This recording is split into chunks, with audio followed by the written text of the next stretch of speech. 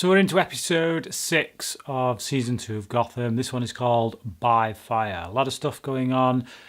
We start this episode with Butch going to Galavan and, well, following through with Penguin's plot from the last episode, which is to get in with Galavan as his right-hand man, so to speak. No pun intended, given what happened to him. But yeah, so he's got a bit of a bloody stump because of what Penguin did to him. And I got to say, he gets in with Galavan, and when he goes back to Penguin, he has this hammer attached to his stump. And it was hilarious, I must say. When I saw it, I couldn't help but burst out laughing. It's this ridiculously oversized hammer. It's almost like Galavan's done this on purpose just to mess with him. He's given him something to function with, essentially a weapon. He's become a Bond villain basically, but he's given him the most ridiculously oversized hammer. It's like Thor's hammer. It's like he's got Thor's hammer, or Grabthar's hammer for that matter. From if you think Galaxy Quest, yeah, it was hilarious. So. Yeah, that doesn't really last long, though. It's got to be said. He doesn't really gain the trust of Galavan for all that long. Galavan pretty much cottons on pretty quickly to what he's after. He's trying to find Penguin's mum. And he sets his sister on him. Now, we don't really get to see what his sister does, but I'm guessing that she's going to have broken this conditioning of Penguin's on Butch.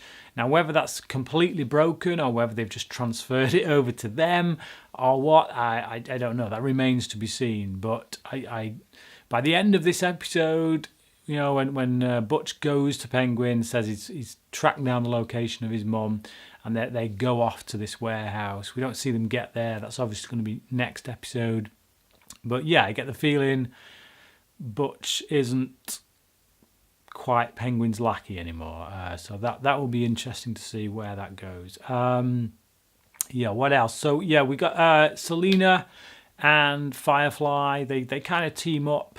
They're kind of together at Selena's place, just hanging out and stuff. And they decide they want to make a bit of money. And so they rob this place. It's kind of a dodgy nightclub where there's a bit of trafficking going on, what looks like trafficking. And Selena's a bit... she's just kind of... She's in it for the money, really. She doesn't really look at it as, let's do something good here, let's set these women free. She just... I think she's been in this city too long, and it's tainted her. And it's just, you know what? Everyone's screwing everyone, so we may as well get our lump.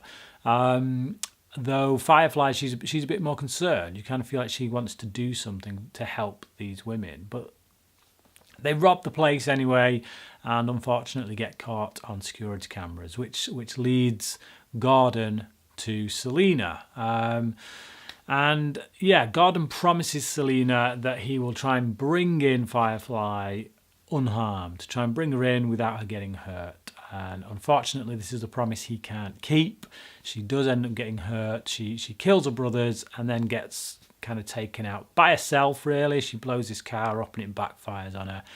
And that really hurts Selena. And I got to say, Carmen, is it? I think it's Carmen. Carmen Bykendova, who plays Selena in this. She gives one of her best performances that she's given so far in this series, I've got to say. Really liked what she was doing here. Just the trust that she has to place in Gordon, and her reaction when she feels that trust has been broken.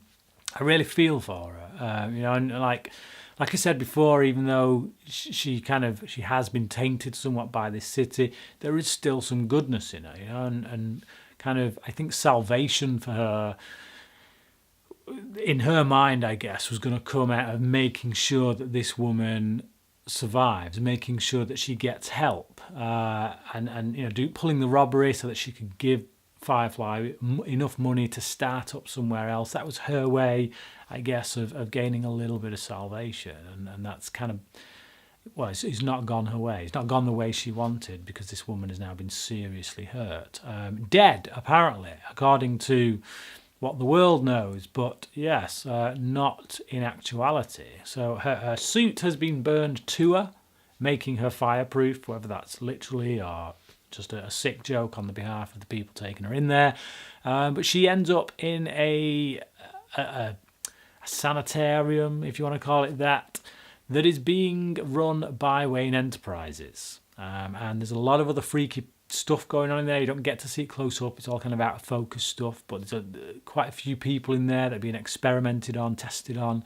Some freaky stuff going on. I wouldn't be too surprised if somebody like Killer Croc was in there, to be honest. But it looks like that kind of place. But yeah, Wayne Enterprises, very corrupt by the look of it, doing a lot of dodgy dealings.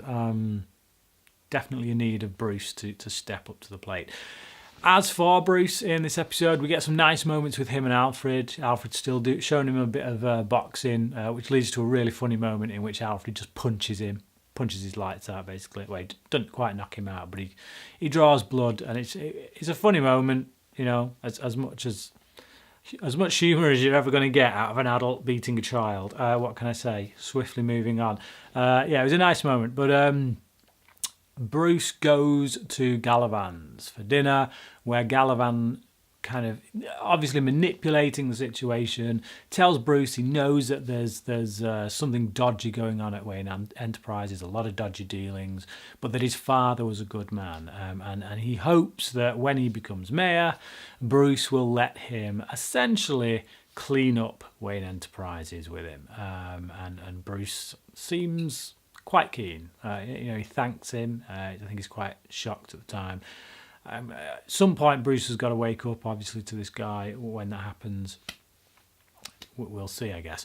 The only other thing really to talk about in this episode is Nygma. So, yeah, Nygma tells Miss Kristen, about what he did to her ex. And she goes ballistic, and in an effort to subdue her, he ends up killing her. Now, it's no surprise, really, is it? It's not a shock. This was going to happen. It was on the cards. I'm not sure I was expecting it to happen this soon, but I'm kind of glad it has in a way, because it means they can really get on with Nygma now, building his character up, stepping him forward, so to speak. That's something I was kind of complaining about actually last episode, which is the fact that they don't tend to give Nygma that much to do. He tends to get a scene each episode with Miss Kringle, and that's it. So yeah, hopefully this is them now stepping up his character and really bringing him to the fore. But yes, that's on the plus side. On the negative side, I do like Kringle. I like the actress that plays her. I like her character. I like what she brings to the dynamic when her and Nygma are together. So it is a shame. It is. It's a shame that she died. But like I said, it was inevitable. I find it hard to believe that anyone watching this series couldn't see this coming. But the way they deal with it is nice, and I like Corey Michael Smith's performance here. I think he gives a very good performance, quite affecting. The only thing I didn't like, I guess, about the episode, and I don't really have that many quibbles about this episode, but I think there's a couple of things that stood out. One is the fact that Kringle is so quick to just kind of go and have sex with Nygma, but kind of in the middle of when he's trying to tell us something that seems a bit intimate, seems a bit personal, seems a bit like something that's quite hard for him to get off his chest. You know, that information is ultimately the information that leads to her death. But it's like she just kind of cuts him off and then says, let's go to the bedroom instead. It's like, okay, he was trying to tell you something, quite emotional then. It didn't feel like she was really listening in that moment. So it's kind of a trope as well. I've seen that done in films and things before, where someone ends up sleeping with their killer before they know they are a killer, so to speak. But yeah, it didn't ruin the episode, like I say. It was just a minor quibble. The other one was it was more of a visual thing, which is that when Firefly burns her brothers to a crisp and Bullock and Gordon find these guys, their skin is all really burnt up, but their clothes just look a little bit smoky. You know, it's like, really? I think their clothes will be kind of melted to their skin given how much they went up. You know, we see the reflection of them burning in Firefly's glasses. So, yeah, they went up pretty good, must be said. So their clothes to me they just looked a little bit too intact for my liking, really. Hey ho, bit of a faux pas on the wardrobe department there, I think. Speaking of that scene, actually, Bullock does get a funny moment when one of these guys kind of comes alive. He's still alive, and Bullock kicks him, and then he dies.